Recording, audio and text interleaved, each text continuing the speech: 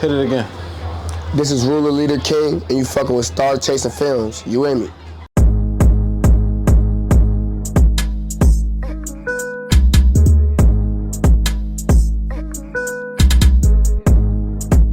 So this is whatever episode of Star Chasing Films. I got my man here. Ruler Leader King. Or you can call me RLK or King. It don't matter. RLK? Yeah, just don't call me late for the rotation. That sound like some black activist type stuff, like some MLK, Martin Luther King type of name. Not really. I look at them people as like in the same echelon of people that I am or person that I am. But Ruler Leader King, that's just literally what my name, my birth name means. Okay. But I appreciate that though. I respect it, bro. I respect it. Hey, just do me one favor. Look at the camera the whole time. Like, look. All right, so for our first question today is, bro, what first got you into music? What first got me into music, like what made me make my first song? Yeah. Well, I just heard a beat and I had hella words in my head, so I wrote it down. I still got that shit. Like, Did you ever like record it? Yeah, I recorded it on my phone, on my Apple headphones. Yeah, I put it out, and then it's private right now. Oh, okay. The only song from that era is Tropics, because I feel like that was a good song. Okay. My next question for you is, who or what inspired you to make music?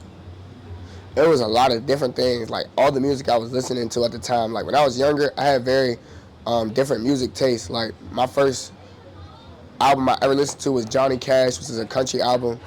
My mom had me listening to all the music she grew up on, and then by the time I got 13, I was listening to like the 2000 music. But my biggest influence in music would probably be Lil Wayne. Like, I don't know, it's something that Lil Wayne do with music and beats is just crazy. I find that in no cap a little bit. So like, back to what you said, is Lil Wayne your favorite artist? Yeah, like all time. Like I go through music in phases. Like right now, only music I listen to is like me and the people I'm with, my man right now. Okay. But Lil Wayne is all time like my favorite player in the music game. I said favorite player, I get some 2K shit. I feel like. Nah, I ain't gonna lie. If Lil Wayne was in 2K, I'd probably give him a 99. Nah, for real, like 99, you know everything. Hall of Fame, but the way they treat Michael Jordan in 2K, that's how I'm treating Lil Wayne, for real, like 99 cadence, 99 lyricism, 99 flow.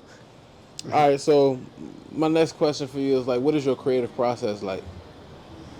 That's a good question. So my creative process right now at this current state is like hear a beat and 9 times out of 10, I'm not gonna write it no more, but sometimes I do write it down now.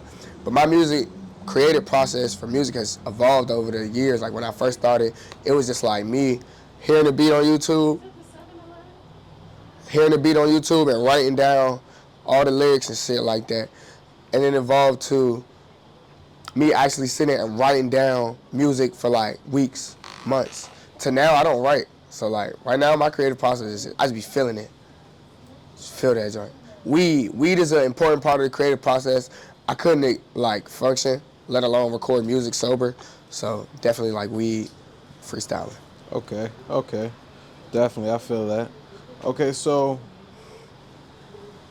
right now, if you could open a show for any artist right now, who would it be? That's a good ass question.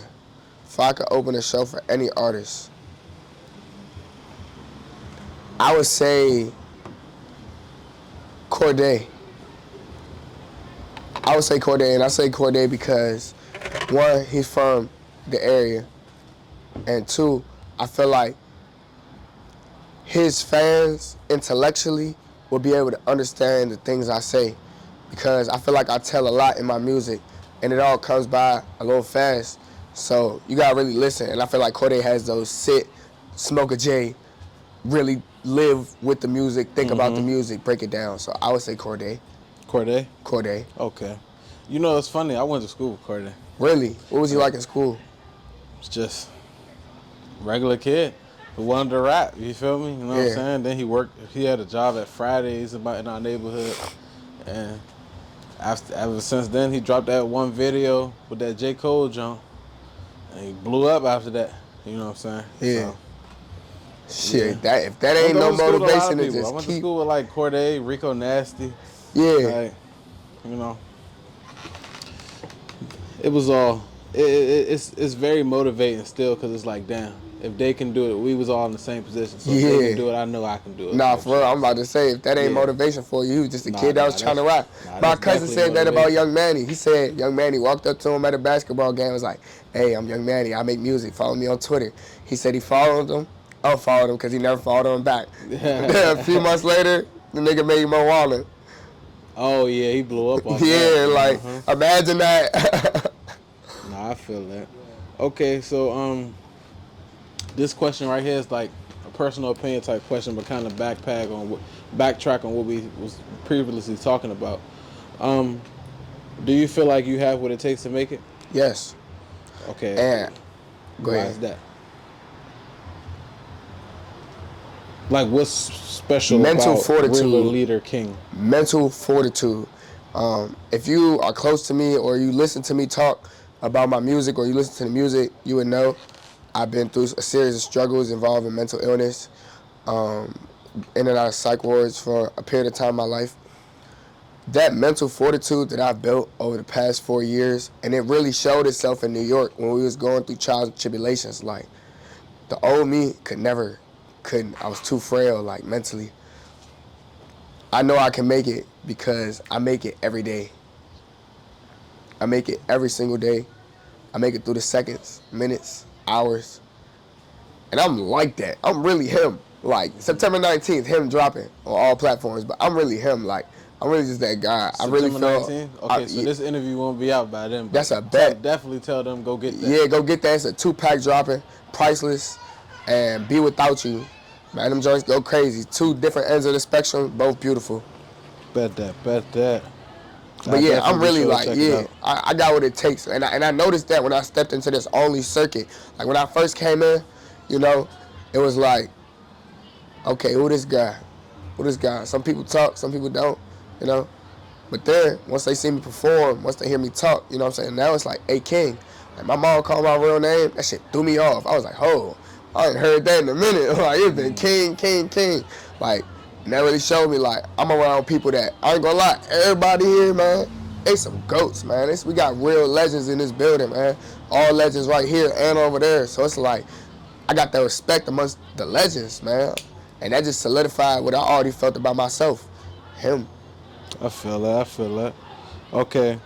So my next question was, do you have anything currently working on next project? But you said you have 2 singles dropping September 19th? Nah, yeah, it's like a 2-pack, little, you know what I'm saying? Just a little something for my birthday, you know. I wanted to drop some music. And so then your birthday got September 19th? Yeah, my birthday September 19th. Okay. I got shows all the way up until then. I'm here like 3 days. I'm at Earthfuck tomorrow. Oh, the one in Rockville? Yeah. Okay. I'll definitely be out. I got show on my birthday. That's right, because your birthday is Sunday. Yep, I got That's show. the cocaine show? Nah. Not the cocaine show? My birthday on Monday, but we got show down U Street. Oh, U Street. Yeah. Okay. That's a bet. All right, my next question for you is, this is where the interview kind of shifts to like the personal side of you. Yeah. So this question is, what is the most trouble you've ever gotten into growing up?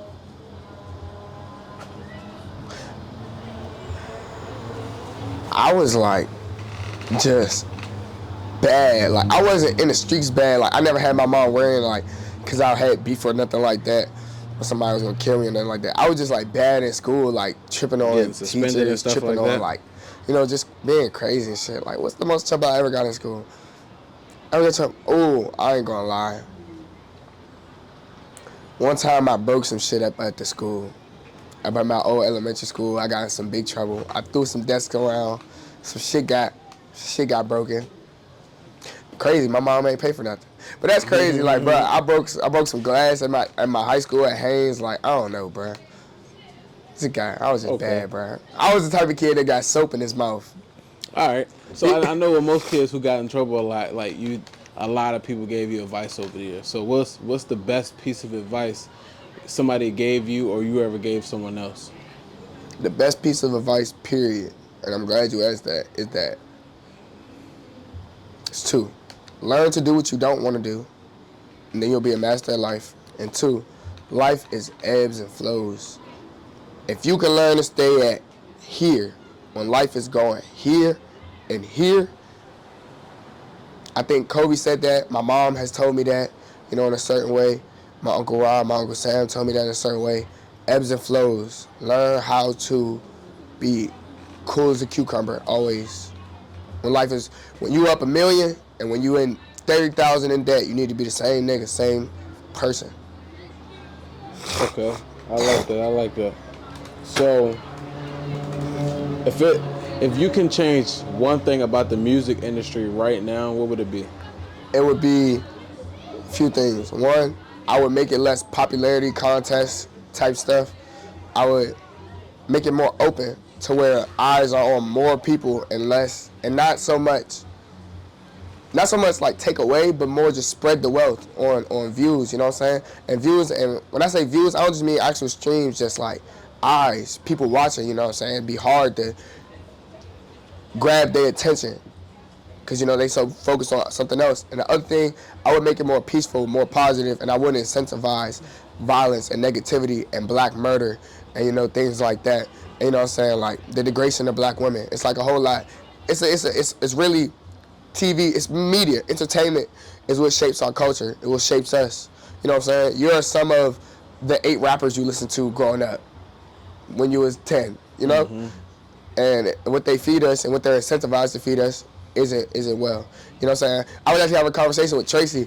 We were saying like it's about to be a whole bunch of Andrew Tates and Kazumis in high school, and then you got the young boys and then you got the city girls. Like, it's like I would make it more positive.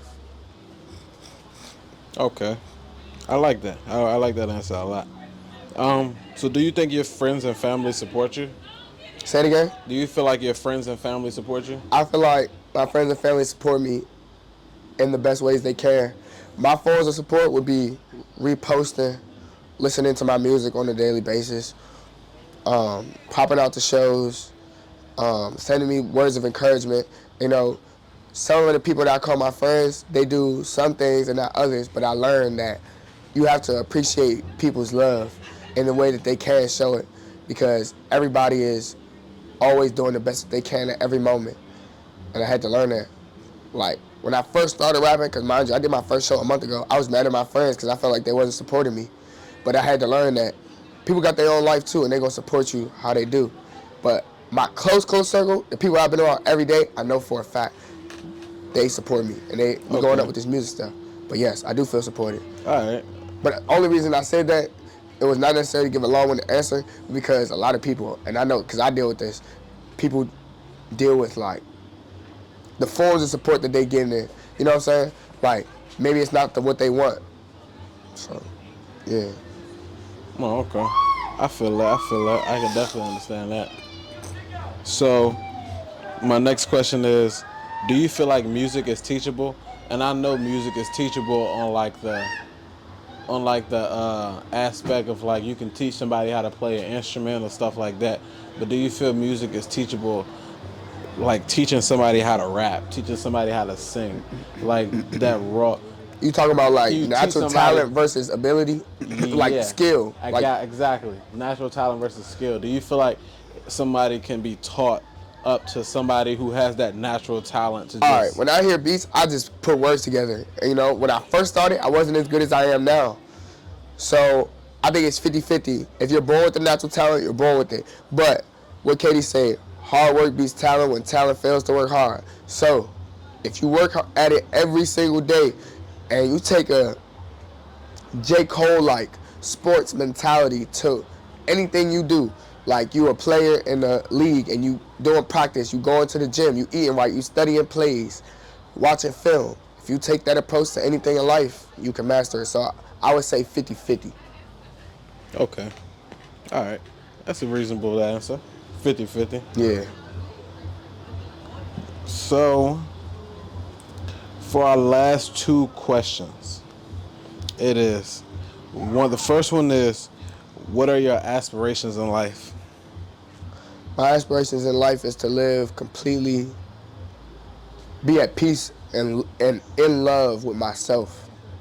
I like that. I feel like most people try to